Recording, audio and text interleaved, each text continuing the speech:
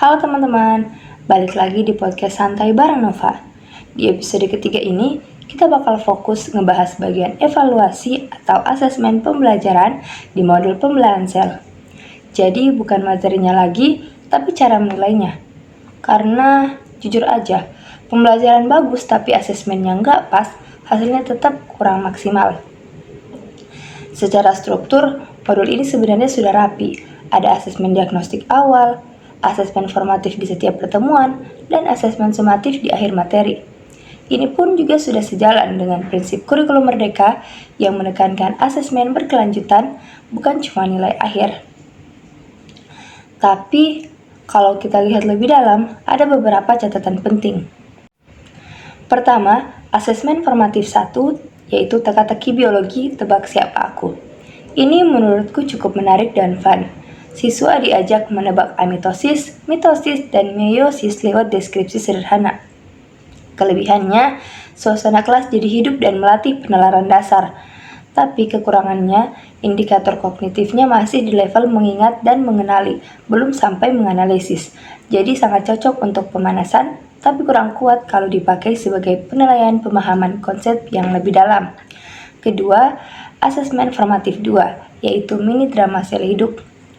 Ini kreatif banget, nilai kolaborasi, komunikasi, dan kreativitas benar-benar terasa. Tapi secara evaluasi akademik, ada resiko bahwa siswa yang pintar konsep tapi pendiam bisa kalah nilai. Sementara yang ekspresif tapi kurang paham bisa terlihat unggul. Artinya, guru perlu betul-betul menyeimbangkan antara nilai, performa, dan pemahaman konsep. Lalu yang ketiga yaitu asesmen formatif 3, di mana jurnal refleksi bergambar ini bagus untuk mengaitkan biologi dengan kehidupan sehari-hari dan nilai reflektif.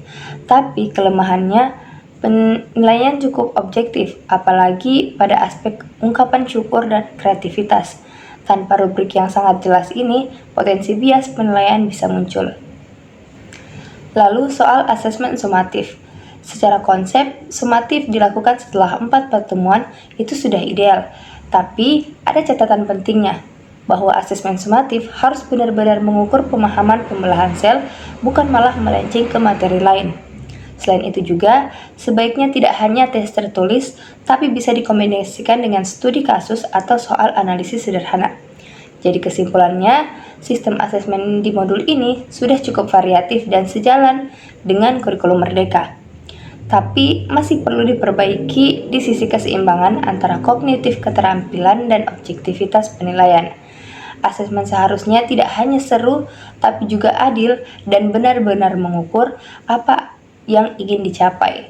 Oke, itu dulu untuk episode 3. Selanjutnya tetap di podcast Santai bareng Nova. Sampai ketemu.